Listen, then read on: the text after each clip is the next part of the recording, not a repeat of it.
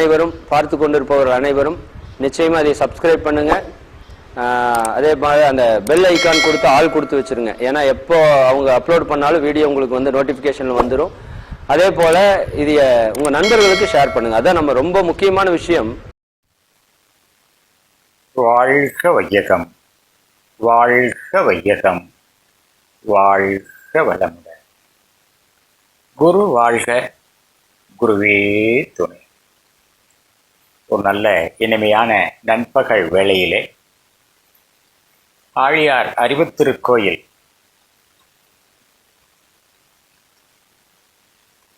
ID நிறுவனத்தின் சார்பிலே ஒரு அற்புதமான நிகழ்ச்சியை ஏற்பாடு செய்து நடத்தி கொண்டு வரக்கூடிய அன்பு உள்ளங்கள் அனைவரையும் இந்த நல்ல நேரத்தில் வணங்கி வாழ்த்தி, இந்த இணையத்தில் இணைந்து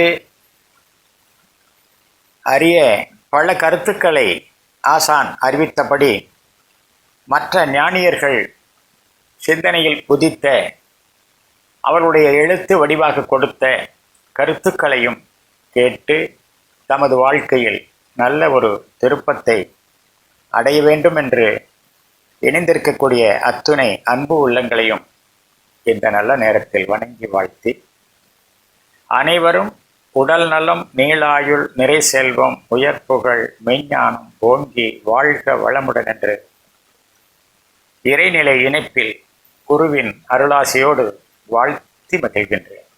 வாழ்க வளமுடன். சான்றோர் பெருமக்களே, அனைத்து நிலை பேராசிரியர்களே,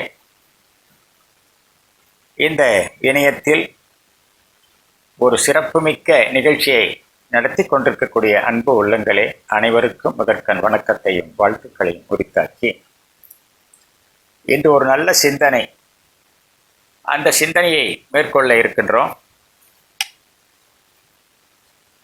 முயற்சியின் அளவே ஞானம் என்ற ஒரு அற்புதமான சிந்தனையை மேற்கொள்ள இருக்கின்றோம். இந்த புவியிலே பிறந்துள்ள மனித குலம் என்பது எல்லா ஜீவராசிகளையும் உயர்ந்த ஒரு ஜீவன் மனிதன் என்று எல்லா ஞானியர்களும் சொல்லுகின்றார்கள். அதையே வேதாத்திரி மகரிஷி அவர்களும் இந்த பூவுலகிலே பிறந்த அற்புதமான உயர்ந்த ஒரு ஜீவன் மனிதன் என்று சொல்லுகின்றார்கள். அத்தகைய மனிதன் அறிவிலும் ஆற்றலிலும் உயர்ந்து ஓங்கி இன்று பல நிலைகளிலே இந்த சமுதாயத்துக்கு அவரவர்களுடைய ஆற்றலை அளித்துக் கொண்டிருக்கிறார்கள், அறிவை சாற்றி கொண்டிருக்கிறார்கள். அந்த நிலையில் ஆராய்ந்து பார்க்கும்போது ஒரு கவிஞன் சொல்லுவான், மண்ணை தோண்டினால் தண்ணீர் கிடைக்கும், உன்னை தோண்டினால் ஞானம் கிடைக்கும் என்று ரொம்ப சிறப்பாக சொல்லியிருக்காங்க. அதில் சுவாமியினுடைய ஒரு கவியை இப்போ நினைவு கூறுவோம். அத்துவித ஆதிபர அண்டத்தோடு ஆசை எனும் அறிவியக்க உடலை வைத்து ஒத்து ஒத்து பார்த்து விட்டேன், அவ்வப்போது உள்ளத்தில் பேரமைதி நிலவப் பெற்று நித்தியமும் அனித்தியமும் ஒன்றாய் போச்சு, நினைவேதான் ஆதி முதல் அந்தம் மாச்சு, சத்து சித்து அனந்தம் மூன்றும் ஒன்றாய் சர்வ பரிபூரணனாய் நிறைவு பெற்றேன் என்று ஒரு அருமையான கவியை நமக்கு கொடுத்துருக்கிறார். அப்போ இந்த அரிய பிறப்பிலே புறத்திலே பார்த்தீங்கன்னா நிறைய விஞ்ஞானிகள் நமக்கெல்லாம் இந்த உடற்கருவிகளுக்கு துணைக்கருவிகளாக நிறைய கருவிகளை உற்பத்தி செய்து கொடுத்திருக்கார்கள். அதை நாமும் அனுபவித்துக் கொண்டிருக்கிறோம். ஆனால் இந்த அறிவு ஆற்றல் இரண்டும் நிறைந்த இந்த உருவிலே அதை மட்டும் வைத்து நிறைவு பெற முடியுமா? மனம் ஒரு வந்த நிலை, சென்று முடியக்கூடிய நிலை, இது நிறைவு பெறுமா அப்படின்னு பார்த்தீங்கன்னா கொஞ்சம் ஐயப்பாடு தான். ஏன்னு கேட்டால் இந்த புறக்கருவிகள் முழுதும் நமக்கு இன்பத்தை கொடுப்பது போல கொடுத்து பின்பு துன்பத்தை அழிக்கிறது என்பது சான்றோரின் வாக்கு. உடல் பொருள் ஆவி உலகத்தார் கொண்டு படர்வினை பார்த்து பற்றற கை வைத்து நொடியில் அடி வைத்து நுண்ணுணர்வாக்கி கடிய பிறப்பற காட்டினான் நந்தியே. அப்போ இந்த பொருளெல்லாம் வச்சுக்கிட்டு இந்த உடலை வச்சுதான் அனுபவிக்க முடியும். அப்ப இதெல்லாம் அனுபவித்து கொண்டு அதோட நிறைவு பெற முடியுமா அப்படின்னா முடியாது. அதுக்குதான் அந்த இறைவனை குரு மூலியமாக காட்டக்கூடிய சிறப்பை நமக்கு கொடுத்திருக்கின்றார்கள் சான்றோர் பெருமக்களே. இந்த சிந்தனையை இதுல இன்னொரு நல்ல தத்துவத்தை சொல்லுவாங்க. ஒரு விஞ்ஞானி, ஒரு அறிஞர் ஒரு பொருளை கண்டுபிடித்து விட்டால் இந்த உலக மக்கள் அனைவருமே அதை அனுபவிக்கலாம். இந்த நல்ல சிந்தனை பண்ணிப்பார். எடிசன் மின்சாரத்தை கண்டுபிடித்தார். 1300 கண்டுபிடிப்புன்னு சொல்றாங்க. அத்தனை கண்டுபிடிப்புகளும் இந்த சமுதாய மக்கள் அனைவருக்கும் பயன்படக்கூடியதாக இருக்கிறது. ஆனால் அதுக்கு எவ்வளவு முயற்சி பண்ணாரு அதான் சிந்திக்கணும். 1000 கணக்கான முறை, 1000 முறை தோல்வி கண்டாரு. அப்ப கூட அவர் சொன்னாரு, அதை சரியான கண்டுபிடிக்கிறதுக்காக 1000 முறை முயற்சித்தேன்னு தான் சொன்னார். அப்ப முயற்சி என்பது எல்லாருக்கும் தேவை. ஏறத்தாழ 15,000 அடி உயரத்தில் இருக்கக்கூடிய எவரெஸ்ட் அடையணும்னா கூட அதுக்கு ஒரு முயற்சி வேணும். முதல் படியில காலை வச்சு அந்த இறுதியாக செல்லக்கூடிய இடத்துக்கு போகணும்னு சொன்னா அதுக்கும் ஒரு முயற்சி வேணும். எந்த பொருளும் கண்டுபிடித்தது அதற்கு ஒரு முயற்சியோடு தான் கண்டுபிடிச்சிருக்காங்க. எவ்வளவு ஆராய்ச்சிக்கு பின்னால, முயற்சிக்கு பின்னால கண்டுபிடித்தார்கள் என்பதை நிறைய சான்றுகள் சொல்லுகிறது. இந்த பூவுலகில் ஒரு நாடை கடந்து இன்னொரு நாட்டுக்கு கண்டுபிடிக்கிறதுக்காக எவ்வளோ கஷ்டப்பட்டுருக்குறாங்க. கொலம்பஸு, வாஸ்கோடகாமா இவங்கெல்லாம் எவ்வளோ கண்டுபிடிச்சி எவ்வளோ முயற்சிக்கு பின்னால ஒவ்வொரு நாடாக கண்டுபிடிச்சி இன்னைக்கு உலகம் முழுதுமே நம் கையடக்கத்தில் ஒரு ஸ்மார்ட் போனில் வந்திருக்கு. அடுத்த சனம் அறிந்து கொள்ளக்கூடிய இன்னொரு நாட்டிலிருந்து என்ன நிகழ்வுகள் நடக்கிறது அப்படின்றத அறிந்து கொள்ளக்கூடிய சனத்தில் ஒரு அற்புதமான கண்டுபிடிப்பு தான். எவ்வளவு காலத்துக்கு முன்னால் கண்டுபிடிச்சிருந்தாலும் கூட அதை கண்டுபிடிக்க எவ்வளவு முயற்சி செய்தார்கள், இதுதான் முக்கியம். ஒரு கண்ணு தெரியாதவர் இருக்கிறாரு, அவர் படிக்கணும், அதுக்கு ஒரு கண்டுபிடிப்பு. எங்கேயோ தொலைத்தொடர்புல இருக்கிறாங்க, அவங்களுக்குள்ள தொலைத்தொடர்புல கண்டுபிடிக்கணும், அதுக்கு ஒரு கண்டுபிடிப்பு. இன்னைக்கு பாருங்க, அன்னைக்கெல்லாம் கம்பி மூலியமா போனது, அப்புறம் காற்று அலை மூலியமா போனது. இப்போ இன்னும் சொல்லப்போனா இப்போ டச் ஃபோன் வந்திருக்கு. இன்னும் சொல்லப்போனா நினைத்தேன் அப்படின்னு சொல்லும் போதே வரக்கூடிய நிகழ்ச்சிகள்லாம் இருக்கு. இப்பவும் சொல்லுது. அப்போ கூகுளுக்கு போய் நீங்க நினைக்கிறதெல்லாம் சொன்னீங்கன்னா உடனே வருது. இப்படி பல கண்டுபிடிப்புகள் இருந்தாலும் மனித மனம் அந்த இறையை நோக்கிய பயணத்தில் இன்னும் தெளிவு, அதை அடையக்கூடிய முயற்சி கொஞ்சம் குறைவாக இருக்கிறது. சான்றோர் பெருமக்களே, இதை நன்றாக ஆய்ந்து பாருங்கள். அப்ப என்ன கண்டுபிடிக்கணும்? நான் முந்தி சொன்னது, ஃபர்ஸ்ட் எடுத்ததுமே சொன்னது போல, மண்ணை தோண்டினால் தண்ணீர் கிடைக்கும், விண்ணை தோண்டினால் பாரு, விண்ணை ஆராய்ச்சி பண்றாங்க, நிறைய கண்டுபிடிப்புகளை கண்டுபிடிச்சு கொடுத்தாங்க. ஆனா நமக்குள்ளே செல்லக்கூடிய, அந்த ஆழ்ந்து உள்ளே செல்லக்கூடிய சிறப்பு தான் தன்னை அறியும் வித்தை. தன்னை அறிய தனக்கொரு கேடில்லை, தன்னை அறியாமல் தானே கெடுகின்றான், தன்னை அறியும் அறிவை அறிந்த பின் தன்னையே அர்ச்சிக்க தானிருந்தானே. ஒரு அருமையான திருமூலருடைய கவி. அப்போ கொஞ்சம் இதை நாம சிந்திக்கணும். சாமி ஒரு இடத்துல இந்த பழுத்த ஞானம் அப்படின்னு சொல்லக்கூடிய ஒரு சிறப்பை, திறந்துகொள் தான் தனது என்று சொல்லும் சிற்றறையை அவர் சொல்றார் பாருங்க, சிறப்பான கவி. திறந்துகொள் தான் தனது என்னும் என்று சொல்லும் சிற்றறையை, வெளியே வா, அகன்று நோக்கி பரந்துளவு உலக சமுதாயத்தின் பரப்பகத்தில் பற்று அரும் கடமையினால் பழுக்கும் ஞானம்னு சொல்றாரு ஒரு இடத்துல. அந்த கவி ஒரு 4 வரியாக இருந்தாலும் மிக சிறப்பு. நாம் அப்படியே பூட்டி வச்சிருக்கிறோம். இதில் பொருள் நுகர்வுல புறப்பொருள்கள் இருக்கின்ற அத்தனை பொருள்களையும் அனுபவிக்கணும், அதிலேயே மனம் லயணும். அதான் பொருள் புகழ் செல்வாக்கு புலனின்பம் புகுந்து மனம் அழிந்தி துன்புறுகிறதுன்னு சொல்லுவார் சாமிஜி. அப்போ அந்த இடத்துல இருந்து தான் அவர் சொல்றாரு, திறந்து வா வெளியே வர்றார். அப்ப மனக்கதவும் திறக்கணும், அந்த மனம் உள்நோக்கணும். அப்ப உள்நோக்கி அந்த சாமியினுடைய கருத்துக்கு ஏற்றவார் உறவிலே கண்ட உண்மை நிலை தெளிவே துறவுன்வார். இன்னொரு இப்போ சாமியினுடைய கருத்துக்களை எடுத்து பார்க்கும்போது, சான்றோர் பெருமக்களே, பொருள் இல்லாம வாழ முடியாது சொல்வார் இல்லைங்களா? மண் மீது பெண் துணையால் பொன் கொண்டே வாழுகின்றோம், மறுப்பதேன் மூவாசை மதிகொண்டே வாழ்ந்திடுவோம் சொல்லுவார். அப்போ அறிவு நிலையிலிருந்து வாழணும் அப்படின்றது ஒரு முக்கியமான கருத்து. ஆனா நம்ம பொருள் நிலையிலிருந்து வாழ பழகி கொண்டோம், அதை விட்டு விலக முடியல. இது ஒரு மிகப்பெரிய துரதிர்ஷ்டம், கீழ்நிலை. அப்ப அதுல இருந்து வெளியே வாழ்றாரு சாமிஜி. சரி, வெளியே வந்துட்டோம், என்ன பண்ணலாம்? அதுதான் சொல்றார்.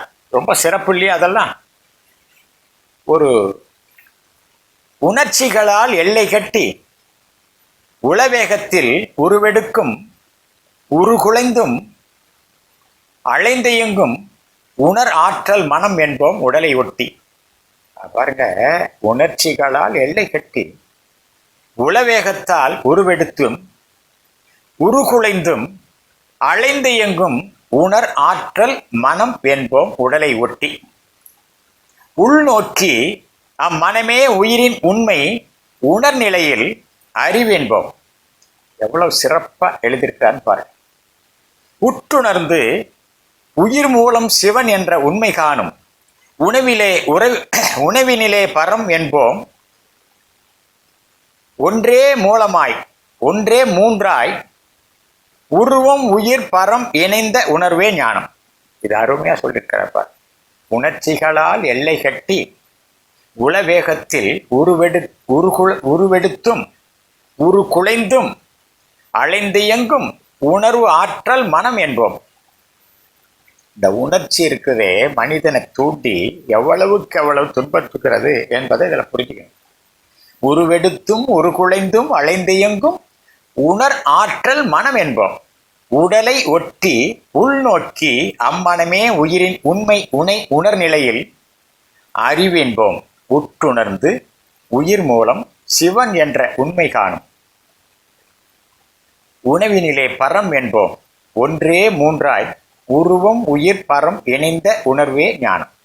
இப்ப இதுல இருந்து என்ன தெரிஞ்சுக்கிறோம் அப்படின்னு சொன்னா, இந்த உணர்ச்சி நிலையில நடக்கக்கூடிய நிகழ்ச்சிகள் அறிவு நிலையில் நடக்கணும். அதுக்கு என்ன பண்ணணும்? அதுக்கு தான் சாமி சொல்லுவாருங்க, உயர்குருவின் ஒளி என்றே உணர்ந்து அடங்குன்னு சொல்லுவார். நாமெல்லாம் தீட்சை வாங்கிட்டோம், முனைப்புல நிற்கிறோம், அதெல்லாம் இருக்கக்கூடாது என்பதுதான் குருவினுடைய உபதேசம். ஏன்னா தன் முனைப்பு என்பதுதான் ஒரு மனிதனை தாழவும் உயரவும் இடையிலே இருக்கக்கூடிய தடை.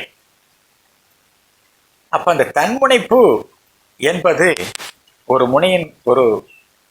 மனிதர்கிட்டம் எப்போ அது நீங்குகிறதோ அதை சிறப்பான உயர்வு என்று சொல்லுவோம். ஏன்னா அதுதான் இவ்வளவு பிரச்சனைகளுக்கும் காரணமாக இருக்கிறது. சான்றோர் பெருமக்களே, அப்ப இதுக்கெல்லாம் என்ன பண்ணணும்? அகம் நோக்கி திரும்பு அப்படின்னு சொல்றாங்க. உள்ள போ உள்ள போ உள்ள போ உள்ள போன்ற மெல்ல ரொம்ப அழகா சொல்வார் திருமூலர். உள்ளத்தின் உள்ளே உள பல தீர்த்தங்கள் மெல்ல குடைந்து நின்ற ஆடிவீர் வினைகட பல்லமும் மேடும் பறந்து திரிவரே கள்ள மனமுடைய கல்வி இல்லோரே அப்படின்னு சொன்னார். அப்போ இங்க உள்ளத்துக்குள்ளே போய் போய் போய் போய் அங்க இருக்கின்ற அழுக்குகள்லாம் நீங்க நீங்க நீங்க தூய்மை பெறுவோம். அப்படி தூய்மை பெறும்போது அது இறைவன் வேறு நாம் வேறு அல்ல என்ற உணர்வு மேலோங்கும். இறைவன் வேறு, இந்த பிரபஞ்சத்தில் உள்ள அனைத்து பொருள்களும் வேறு அல்ல என்பதை உணர்வாக பெறுவோம். இந்த உயிர் வகைகள் 84 லட்சம் என்று சான்றோர் கணக்கிட்டிருக்கின்றார்கள். இது 84 லட்சம் உயிரின வகையும் எப்படி இருக்கும், எந்த உணர்வோடு இருக்கும் என்று பார்த்தீங்கன்னா, அதெல்லாம் தான் உண்டு வாழ்வதற்குரிய ஒரு சிறப்பை மட்டும் பெற்றிருக்கிறது. நாம் இறைவனையே கண்டு இறைநிலையாக தான் வாழும் காலத்தில் வாழ வேண்டும் என்ற உணர்வை நாம் பெற்றிருக்கிறோம். சான்றோர் பெருமக்களே, சுவாமி அழகா சொல்வார், சமம் பிளஸ் ஆதி செக்குள் சமாதி என்று சொல்வார். அப்ப என்னன்னா, அந்த ஆதிக்கு சமமா வாழக்குள்ள வாழணும் அப்படின்னு சுவாமி ஆழமாக அழுத்தமாக சொல்லியிருக்கின்றார். அப்ப அதுக்கு என்ன செய்யணும்னா, முயற்சி முயற்சி முயற்சி முயற்சி. எதுக்கு முயற்சி? தவம் தவம் தவம். சரி, அகநோக்கு பயிற்சி. அந்த அகநோக்கு பயிற்சிக்கு எது கருவியாக இருக்கிறது என்று பார்த்தா, ஒரு அருமையாக இந்த உடல் கருவிகளாக இருக்கு. வந்த நோக்கம் நிறைவேறணும்னு சொன்னா இந்த உடற்கருவிகளை வைத்துத்தான் நோக்கத்தை நிறைவேற்ற முடியும். அப்ப இந்த உடல் கருவிகள் அப்படின்னு சொல்லும்போது அதை ஆரோக்கியமாக வைத்திருக்க வேண்டும் என்பது முதல் கடமை. ஏன்னா, இந்த உடம்பார் அழியின் உயிரார் அழிவர், திடம்பட மெய்ஞானம் சேரமாட்டார், உடம்பை வளர்க்கும் உபாயம் அறிந்தேன், உடல் வளர்த்தேன் உயிர் வளர்த்தேனே திருமூலர் சொல்லுவார். இப்ப பொருள் வயப்பட்ட நிலையிலே ஒரு கவி சொல்றார், உடம்பினை முன்னம் இழுக்கென்றிருந்தேன், உடம்பினுள் உருபொருள் கண்டேன், உடம்பினுள் உத்தமன் கோயில் கொண்டான் என்று உடம்பினை யானிருந்து ஓம்புகின்றேனே. இப்போ ஒரு நல்ல சிறப்பு, இந்த உயிர் மேல இருக்கக்கூடிய கலங்கங்களை நீக்கணும். திருக்குறள்ல ஒரு குறள் வரும், நல்ல சிந்தனைக்கு எடுத்துக்கொள்ளும். மலர்மிசை ஏகினார் மானடி சேர்ந்தார், நிலமிசை நீடு வாழ்வார். மலர்மிசை ஏகினார் மானடி சேர்ந்தார், நிலமிசை நீடு வாழ்வார். பாருங்க, இந்த உடல்ல மூலாதாரம், சுவாதிஷ்டானம், மணிப்புரகம், அநாகதம், விசுத்தி, ஆக்கினை, துரியம் என்ற 7 கம்ப உடல். இதன் ஞானிகள் பலவிதமாக அவரவருடைய சிந்தனையில் பட்ட வகையிலே அதை மற்றவர்களுக்கு எடுத்து சொல்லியிருக்கின்றார்கள். விஞ்ஞானிகள் அதை கிளாண்டுன்னு சொல்றாங்க, அதாவது சுரபிகள் என்று சொல்றாங்க. ஞானிகள் சக்ரா என்று சொல்றார், திருமூலர் தீர்த்தம் என்று சொல்றார், வள்ளுவர் மலர் என்று சொல்றார். இப்ப இந்த மலர் என்று சொல்லக்கூடிய அந்த இடத்தில் நீங்கள் அகம் நோக்கி திரும்பி அந்த ஒவ்வொரு சென்டர், ஒவ்வொரு நிலையிலையும் ஆழ்ந்து ஆழ்ந்து தவமேற்றி தன்னை மேம்படுத்திக் கொள்வதற்கு, நேர்நிறை உணர்வாக தன்னை மாற்றிக்கொள்வதற்கு, தவறுகள் நடக்காமல் நல்லதையே செய்வதற்கு, திருத்தம் பெறுவதற்கு ஒரு சிறந்த வழி தவம். தவம் செய்வார் தம் கர்மம் செய்வார், அவம் செய்வார் மற்றெல்லாம் அவம் செய்வார் ஆசைக்குட்பட்டு. ரொம்ப சிறப்பாக இதெல்லாம் நமக்கு சொல்லியிருக்கிறார்கள் சான்றோர் பெருமக்களே. இப்ப இதெல்லாம் எதுக்காக சிந்திக்கிறோம்? இந்த மனித குலம் விஞ்ஞான கருவிகள் உற்பத்தியாலே, அறிஞர் பெருமக்களாலே துன்புறுகிறதா இன்புறுகிறதா? இரண்டும் நடக்கிறது. ஆனால் அதிகபட்சமாக துன்பம் விடுகிறது. ஆனால் உள்நோக்கி திரும்பினார் இந்த புலன்களால் அனுபவிக்கக்கூடிய அத்தனையும் சிற்றின்பம் என்று சொன்னார்கள். அதே உள் திரும்பி அகத்துணர்வாக பரத்தினை உணர்வாக பெறும்போது, அந்த பரத்தினை உணர்வாக பெறும்போது பேரானந்தம் என்று சொன்னார். அது எங்க தேடலாம்? அது இல்லாத இடம் எங்க இருக்கிறது? இல்லாத இடம் எங்கேயாவது இருக்கிறதா தேடுவதற்கு?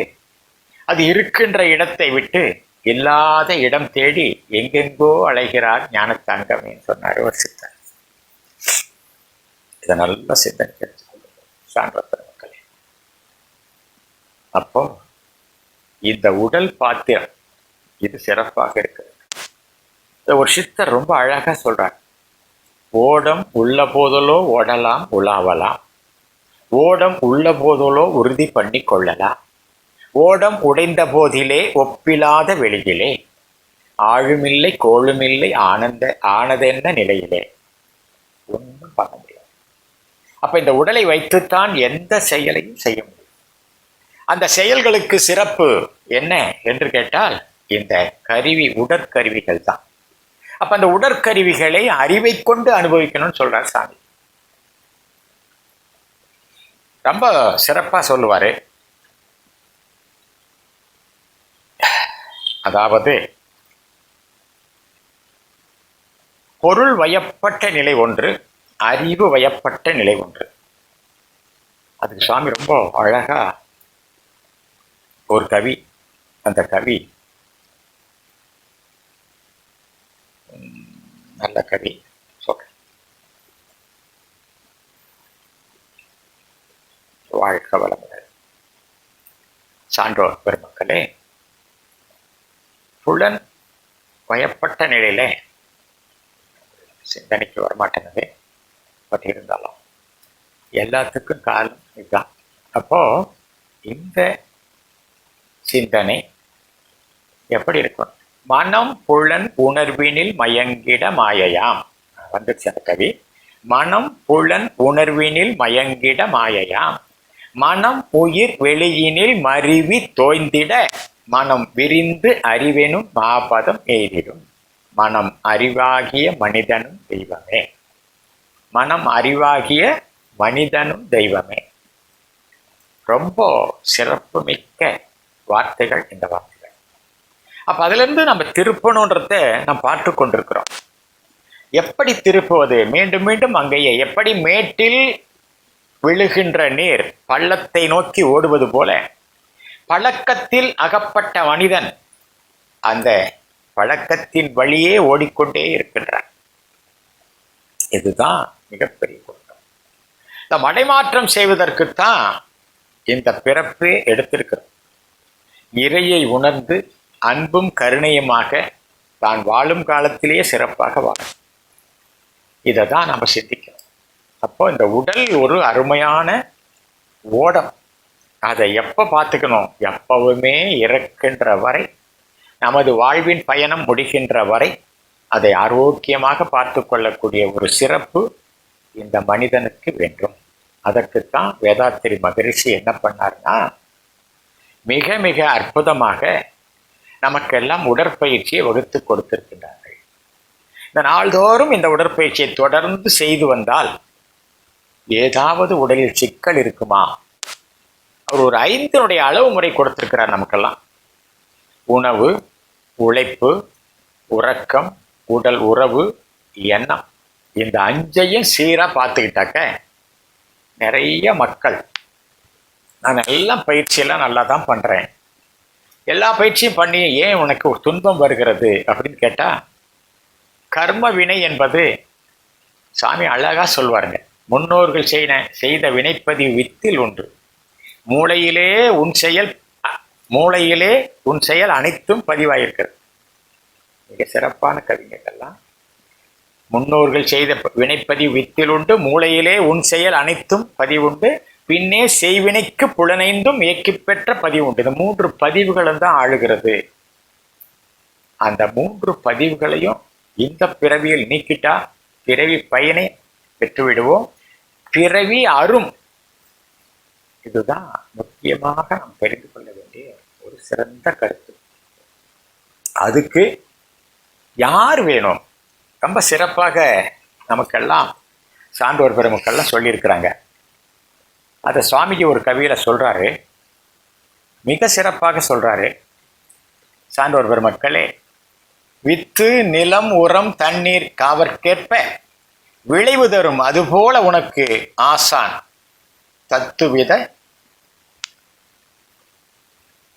தத்துவ வித்தறிவித்து வாழ்க வளமுடன். வித்தறிவை வாழ்க வளமுடன். தத்துவ வித்தறிவிட்டால் அதற்கொழுக்கம் என்ற உரம், அறிவை ஒன்றும் நித்த தவம், ஆராய்ச்சி என்ற தண்ணீர், நீ சலனமுற்று அருகுணங்களாக வித்தை எனும் காவல், இவை அனைத்தும் வேண்டும். விளைவாக நீ அடையும் கனியே ஞானம். ஒரு அருமையான கவி அது. இதை முதல்ல துவக்கத்திலேயே சொல்லியிருக்கின்றாங்க. பட் இருந்தாலும் இது நம்ம மீண்டும் நினைவு கூறணும் அப்படின்றதுக்காக இப்போ நாம் அதை பற்றி சிந்திக்கிறோம். வேற ஒன்றும் இல்லை. அப்போ இந்த வித்தை எங்கே கற்றுக்க முடியும் அப்படின்னா குரு மூலியமாக தான் கற்றுக்கொள்ள முடியும். அதை நமது வேதாத்திரி மகரிஷி அவர்கள் மிக சிறப்பாக குண்டலினி யோகத்தை நமக்கெல்லாம் கொடுத்திருக்கின்றார்கள்.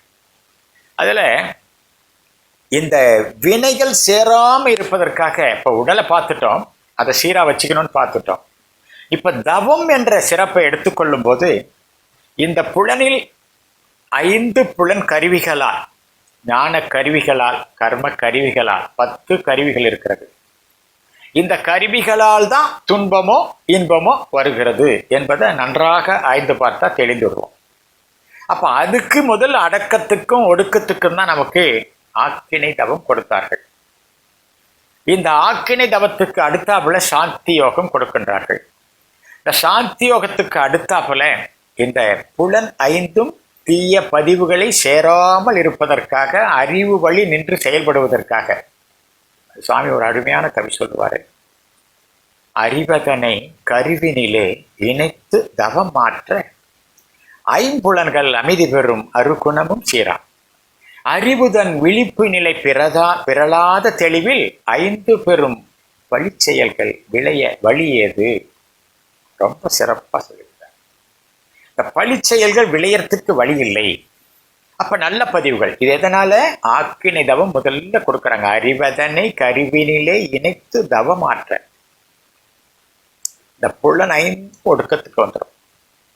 அதே மாதிரி அருகுணங்கள் சீரமையும். 5 பெரும் பழிச்செயல்கள் விளையாது.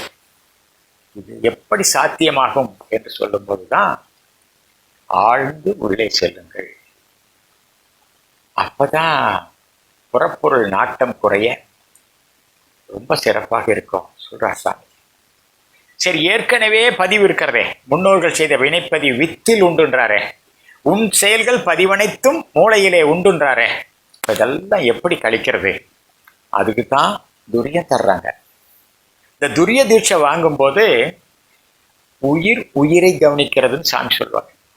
இந்த உயிரை கவனிக்கும் போது ஆழ்ந்தாழ்ந்து நின்று அங்கு இருக்கக்கூடிய பதிவுகள் ஒவ்வொன்றாக, தீய பதிவுகள் எல்லாம் கழிய கழிய கழிய நற்பதிவுகள் அங்கே இருக்கும். அதை கூட சாமி சொல்லுவாங்க, நல்லவை போட அல்லவை தேயும் சொல்லுவார். நல்லவை போட அல்லவை தேயும். அப்ப நல்ல செயல்களாக செய்து கொண்டே வரும்போது ஒரு காலகட்டத்தில் செயல்கள் அற்று போகும். இதையோடு இணையும் போது அது துரியாதீதம் தர்றாங்க. துரியாதீத பயிற்சியில சான்றோர் பெருமக்களே மிக அற்புதமாக அந்த கவி நமக்கெல்லாம் ஒரு வாய்ப்பு, இறைவன் குரு மூலியமாக நமக்கு கொடுத்த வாய்ப்பு. இறைநிலையோடு எண்ணத்தை கலக்க விட்டு ஏற்படுமோர் அமைதியிலே விழிப்பாய் நிற்க நிறைநிலையே தானாக உணர்வதாகும். நித்தம் நித்தம் உடலில் உயிர் இயங்கும் மட்டும் பாருங்க, நித்தம் நித்தம் உடலில் உயிர் இயங்கும் மட்டும் எவ்வளவு சிறப்பாக அது ஆழ்ந்து உறைந்து போனா எப்படி இருக்கும்? நல்ல சிந்தனை பண்ணி பாருங்க. அப்பதான் உலக பொருள்களில் அளவு கிட்டும்ன்றாங்க. இந்த உலகத்தில் இருக்கிற பொருள்ல எது தேவை, இந்த உயிர் வாழ்வதற்கு எது தேவையில்லை என்ற ஒரு அளவு கிட்டும். அப்பதான் நம்ம சிறப்பாக இந்த பொருள்ல இருந்து விடுபட்டு அகத்துணர்வாக பெற முடியும். இப்ப இதெல்லாம் எங்க நிகழும்? இதுதான் நம்ம நல்ல சிந்தனைக்கு எடுத்துக்கொள்ளணும். சான்றோர் பெருமக்களே, ஒரு சிறப்பு மிக்க தத்துவம் எல்லாம் நல்ல சிந்தனைக்கு எடுத்துக்கொள்ளுங்க. சாமிக்கு எவ்வளவு கஷ்டப்பட்டு இதெல்லாம் நம்ம கொடுத்துருக்கிறாருன்றதையும் பாருங்க. இப்போ இந்த நான் வேறு, இறை வேறு அல்ல என்பதை உணர்வதற்கு இந்த துரியாதீத தவம் மிக சிறந்த நிலை. அது சொல்லுவாங்க இல்லைங்களா, 1 2 3 அதுக்குள்ள அப்படி லேசா அந்த டெல்டா ஆலைக்கு போகும்போது இறை வேறு நாம் வேறு அல்ல என்ற உணர்வு வரும். அந்த சிறப்பை பெறுவதற்குத்தான் நமக்கு இந்த தவங்களை கொடுத்திருக்கிறார். எப்போ உள்ளுணர்ந்து அகத்தவத்தில் முழுமை பெறப்போக்கின்றோம், இதுதான் டிட்டாச்மெண்ட் அண்ட் அட்டாச்மெண்ட். பொருள் வயப்பட்ட அறிவு பாருங்க, ஒட்டுதல் இல்லாத பற்றுதலாக வரணும். இந்த ஒட்டுதல் இல்லாத பற்றுதல் எப்ப நிகழும்? உயிர் வாழணும், சாப்பிடணும், இருக்கிற இடம் வேணும். இருந்தாலும் அதுக்கு ஒரு அருமையான தத்துவம் சொல்லுவாங்க.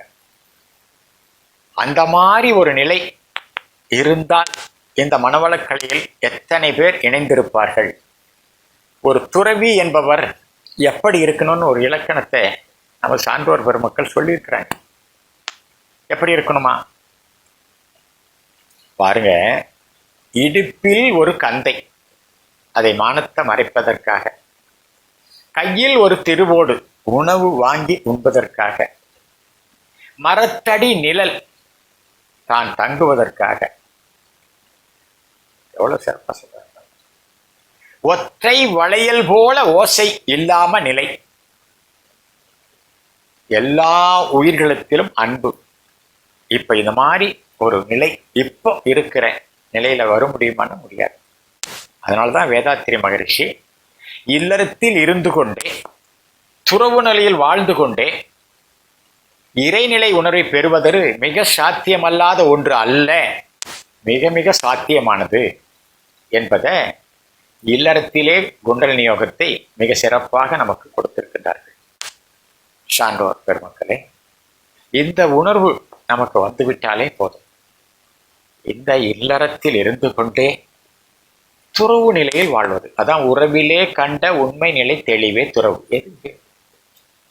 எதை எந்த மாதிரி உண்டால் இந்த உடலுக்கோ சமுதாயத்துக்கோ பிறருக்கோ துன்பம் வராத நிலை, அதை உணர்ந்து ஒவ்வொரு செயலையும் செய்யும். உணவு மட்டுமல்ல, எந்த ஒரு செயலையும் அந்த நிலையில் இருந்து செய்ய வேண்டும். அதுதான் சிறப்பு. அப்போ இந்த தத்துவத்தை தான் மிக சிறப்பாக நமது முன்னோர்கள் ஐயப்பன் வழிபாட்டில் கூட வைத்திருக்கின்றார். நான் நிறைய அகத்தாய்வு பயிற்சியிலே சில மேடை பேச்சுகள், அதாவது சில சச்சங்கத்தில் இதை பற்றி பேசியிருக்கிறேன். ஏன்னு கேட்டால், நான் நிறைய கேள்வி கேட்கறது என்ன அப்படின்னு கேட்டால், இப்போ நம்ம வீட்டுக்கெல்லாம் படி வச்சா ஒற்றைப்படை வைத்து தான் வைப்பாங்க. ஏன்னா லாபம் நஷ்டம் லாபம்னு வர்ற மாதிரி தான் வைப்பாங்க. ஆனால் ஐயப்பனுக்கு மட்டும் 18 படி வச்சிருக்கிறாங்களே, அது என்ன காரணத்தினால அப்படின்னு சொல்லிட்டு ஒரு வினா எழுப்புவேன். அப்போ அவர் நஷ்டப்படணும்ட்டு நோக்கத்தில் வச்சிருக்காங்களா? நாமெல்லாம் லாபம் அடையணும், இறைவன் நஷ்டப்படணும் அப்படின்ற நோக்கத்தில் வச்சிருப்பாங்களா அப்படின்னு கேட்பேன். அப்போ அதுக்கு விளக்கம் என்ன அப்படின்னா, கொஞ்சம் நல்லா சிந்தனை பண்ணி பாருங்க. 7 கம்ப உடல், மூலாதாரம், சுவாதிஷ்டானம், மணிப்புரகம், அநாகதம், விசுத்தி, ஆக்கினை, துரி. இந்த 7 கம்பத்தின் மீது ஆழ்ந்து ஆழ்ந்து ஒடுங்கி ஒடுங்கி உணர்ந்து உணர்ந்து தவம் இயற்றினால் 6 குணங்கள் வருவதற்கு விளைவில்லாம 5 புலன்கள் கட்டுக்குப்படும். 5 புலன்கள் கட்டுக்கு வரும்போது 6 குணங்கள் சீரமைக்கப்படும். இந்த 7 ஒரு 6 ஒரு 5 மொத்தம் 18 படிகளை கடந்தால் இறைவனை பார்க்க முடியும்.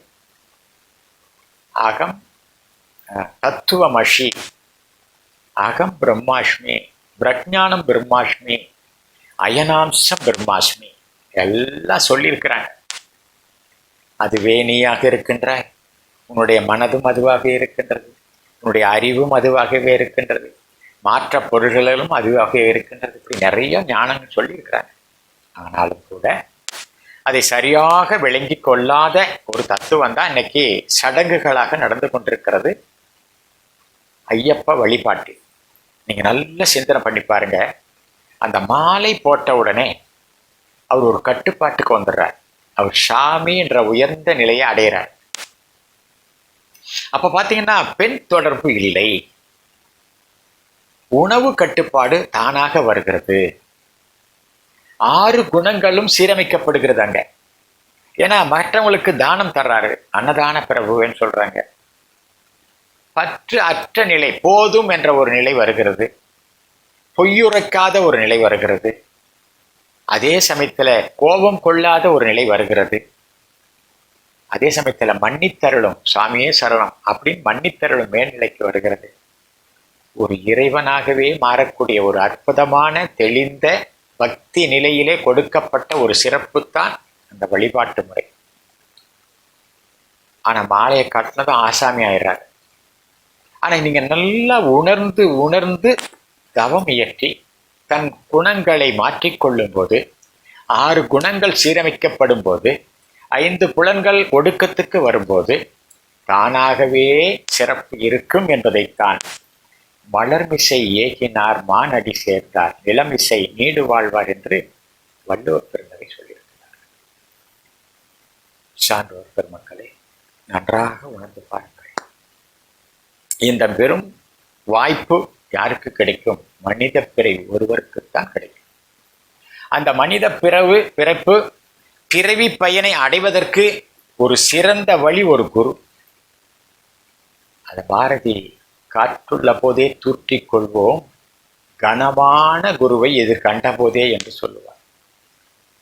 பேற்றையெல்லாம் பெறுவோம் இவன் பால், ஞான பேற்றையெல்லாம் பெறுவோம் எந்த நுள்ளேன்னு சொல்லுவான் கடைசி வரையில. ஏன் சொல்றேன்னாக்க, ஒரு குரு சிறந்த குருவாக இருக்கிறார். அந்த குரு நமக்கு கிடைத்த ஒரு வேதாத்திரி மகிழ்ச்சி, ஒரு பொக்கிஷம்.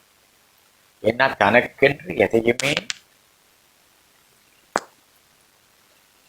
பாதுகாப்பதோ அதை தனக்கென்று வைத்துக் கொள்ளுவதோ இல்லாத ஒரு பெருந்தகை குரு நமது குரு. எல்லாத்தையும் சமுதாயத்துக்கு கொடுத்துட்டு போயிட்டார். அதே போல தான் கற்ற கலைகளையும் சமுதாயத்துக்கு முழுமையாக கொடுத்து விட்டு சென்றிருக்கின்றார். நன்றாக சிந்தித்து பாருங்கள்.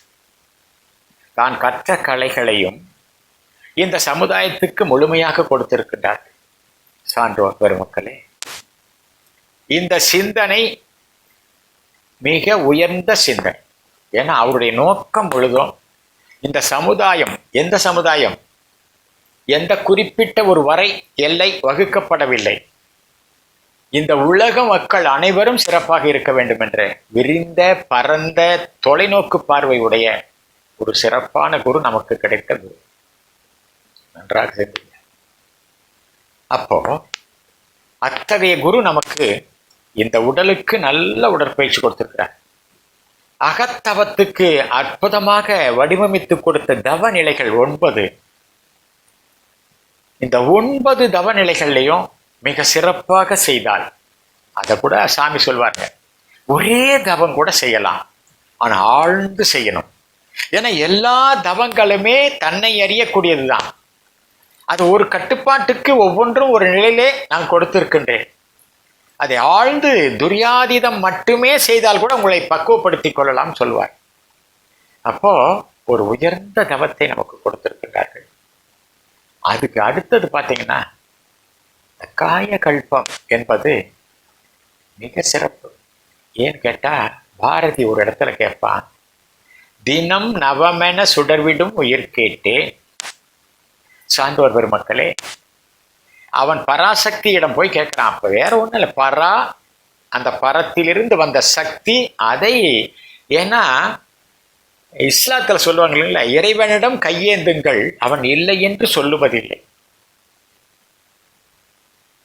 எவ்வளவு சிறப்பு அந்த தத்துவ பாடல். உரிமையுடன் கேட்டு பாருங்கள், அவன் பொக்கிஷத்தை மூடுவதில்லை. இதெல்லாம் உயர்ந்த கருத்துக்கள் சார்.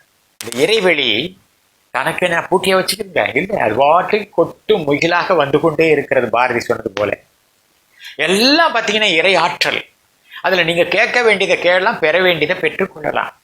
அதை தான் அவன் அந்த பாடல்ல சொல்றான். தினம் நவமென சுடர்விடும் உயிர் கேட்டேன்.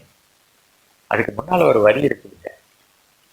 விசையுறும் பந்தினை போல் உள்ளம் வேண்டிய படி செல்லும் உடல் கேட்டேன், நசையரு மனம் கேட்டேன், தினம் நவமென சுடர்விடும் உயிர் கேட்டேன், தசையினை தீச்சுடினும் சிவசக்தியை பாடும் நல்லாகம் கேட்டேன், அசையுறு மதி கேட்டேன், இதை அருள்வதில் உமக்கேதும் தடை உள்ளதோ. எவ்வளவு சிறப்பா சொல்லியிருக்கிறார். அந்த அற்புதமான நிலைகள்ல சுவாமி ஆராய்ந்து பார்த்து நமக்கு அளித்த ஒரு அற்புதம் மனவளக்கலை. அதுல பாருங்க, இப்ப அவன் கேட்டது அத்தனையும் சாமி கொடுத்திருக்கிறார். நல்ல உடற்பயிற்சி செய்தால் உடல் வளமாக நலமாக ஆரோக்கியமாக இருக்கும். அதுக்கு அடுத்தது நல்ல தவம் செய்தால் இந்த மனம் நீங்கள் எதை நினைக்கின்றீர்களோ அதை அடைவீர்கள். அது சுவாமி அழகா சொல்வார்கள். எண்ணியவெல்லாம் எண்ணியபடி நடக்கும், எண்ணத்தில் உறுதியும் ஒழுங்கும் அமைந்திடில். அந்த ஒழுங்கு இருக்குது பாருங்க, அது அற்புதம்.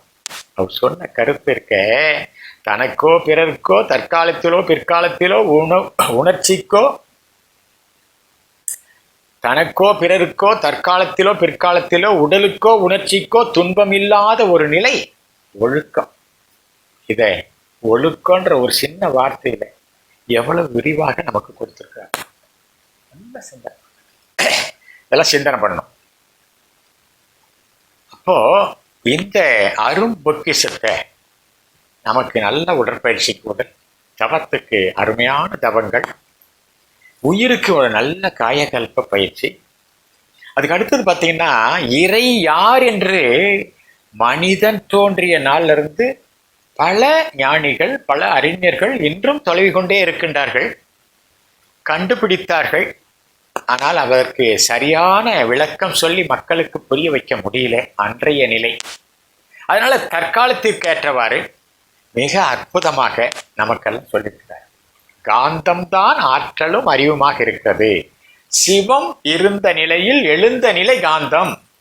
அந்த காந்தம் இவ்வளவு சிறப்பாக நமக்கெல்லாம் ஆற்றலும் அறிவுமாக கோடான கோடி கோள்களாக உயிரினங்களாக மாற்றம் பெற்று, அது இன்றைக்கு அதை சொல்லுவாங்க சிறப்பா, மனிதன் இறுதியானவன்.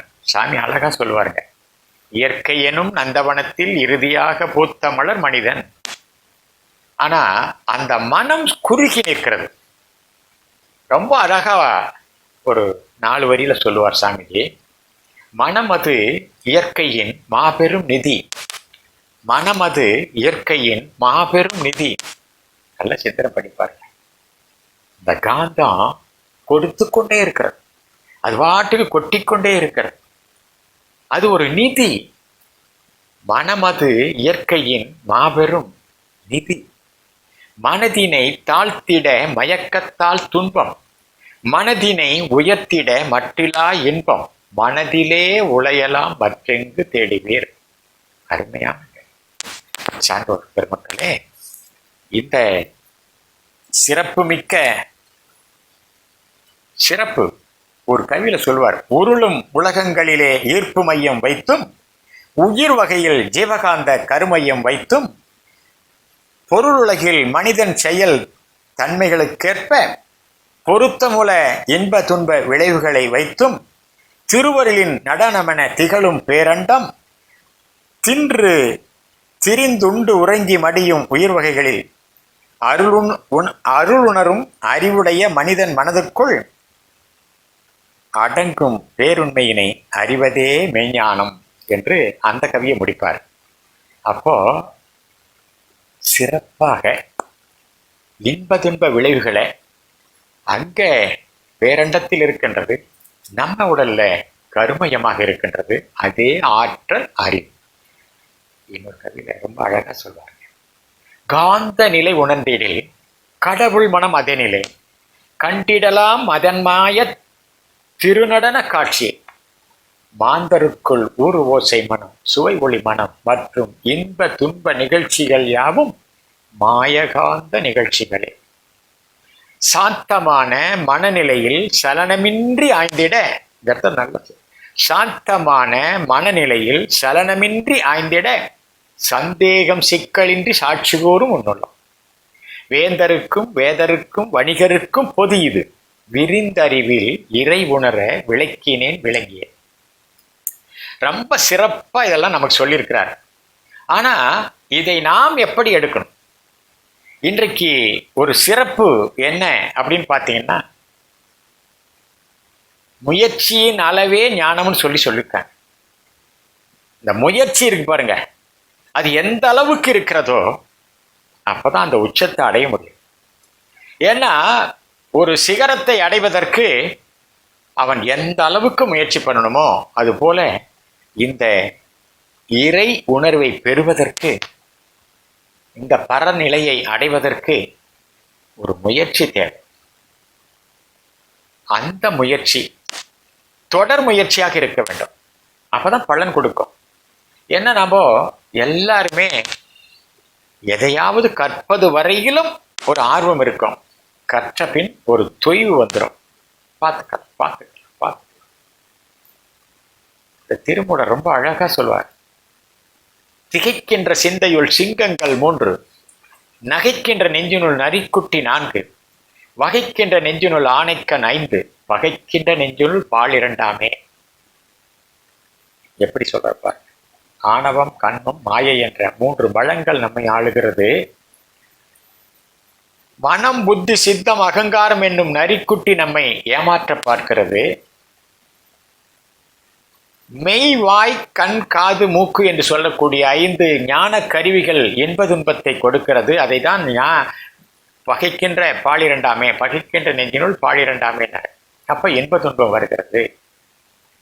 இதை கடந்து போய் எப்படி நாம் நிற்கணும் அப்படின்னா, ஆழ்ந்து ஆழ்ந்து ஒவ்வொரு செயல்களாக திருத்தம் பெற்று உயர்நிலையில் அறிவை கொண்டு ஆளுகின்ற ஒரு சிறப்பு எந்த மனிதனுக்கு வருகிறதோ அந்த மனிதன் இந்த பூமியில் நிறைவாக நிலையாக வாழுவான் என்ற ஒரு சான்று நமது முன்னோர்கள் கொடுத்திருக்கிறார்.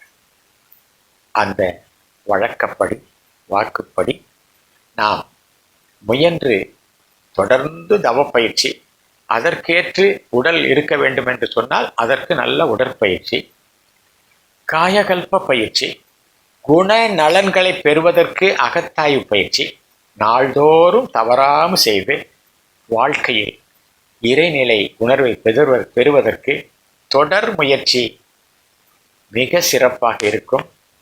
உயர்வு அதனால் கண்டிப்பாக கிட்டும் என்று நமது முன்னோர்கள், ஆசான் அருட்தந்தை, அனைத்து ஞானிகளும் நமக்கு விளக்கி சொல்லியிருக்கின்றார்கள். அந்த செயல்களை தொடர்ந்து செய்வோம். ஞான நிலை என்பது அறிவு தெளிந்த நிலை என்று ஞானிகள் சொல்லுவார்கள். ஏன்னா அறிவில் நிறைய பதிவுகளை போட்டிருக்கிறோம். அது கலங்கிய குட்டையாக இருக்கிறது. அது தெளிந்த நிலை வருவதற்கு, அந்த களங்கங்களை நீக்கும்போது தெளிந்த நிலை வரும். அதற்கு ஒரு தொடர் முயற்சி வேண்டும். இந்த தொடர் முயற்சியில் அந்த ஞானத்தை பெறுவோம்.